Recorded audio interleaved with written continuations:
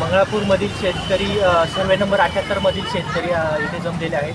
इथे जमण्याचं कारण जो सर्वे नंबर 78 जो रोड आहे त्या रोडवरती शेतकरी यांची नावं प्रवीण रावसाहेब पवार, सुभाष भाऊसाहेब पवार, लहानू तुकाराम पवार, सागर नामदेव पवार या लोकांनी त्या रोडवरती अतिक्रमण केलेलं आहे.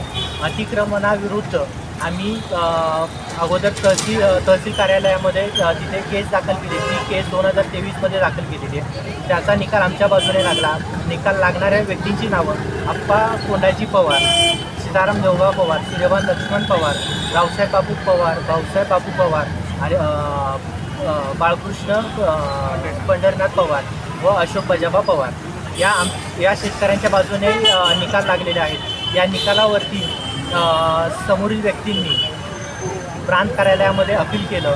त्या अपीलाला देखील आम्ही उत्तर देत तिथेही प्रांत यांची केस आमच्या बाजूने निकाल लागला.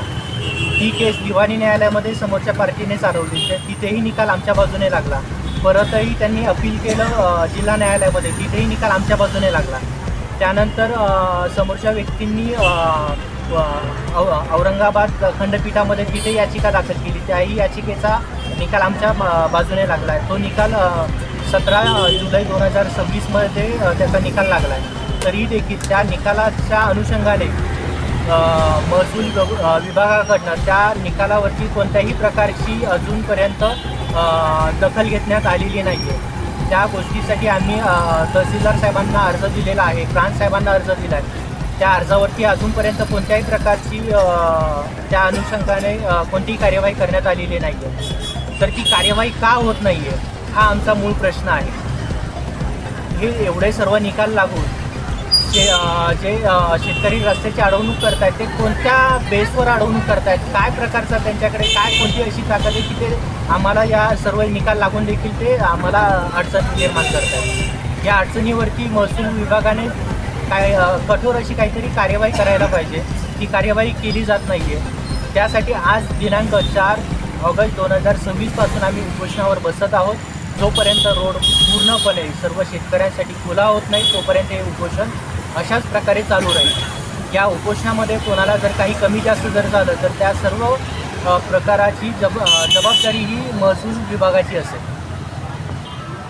सर, त्यांनी हे उपोषण का चालू आहे त्याचा गांभीर्याने विचार करावा. आज सरकार सांगतं ज्याला जो मागेल त्याला रस्ता, पण इथे एवढे कोर्टाचे निकाल लागून देखील जर आम्हाला रस्ता मिळत नसेल तर काय त्या सरकारच्या योजनांचं करायचं.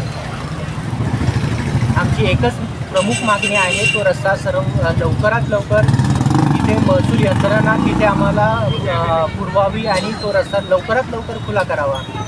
ज्या लोकांना तिथे रस्ता नाही आहे त्या सर्व शेतकऱ्यांची उदरनिर्वाहाचं एकच तेवढं उत्पन्नाचं साधन आहे शेती. ही शेती गेली 5 वर्ष झाले संपूर्णपणे पडीक पडलेली. त्या शेतकऱ्यांच्या उपजीविकेचा आज खूप मोठा प्रश्न तयार झालेला आहे. त्यामुळे आज हे उपोषण चालू आहे.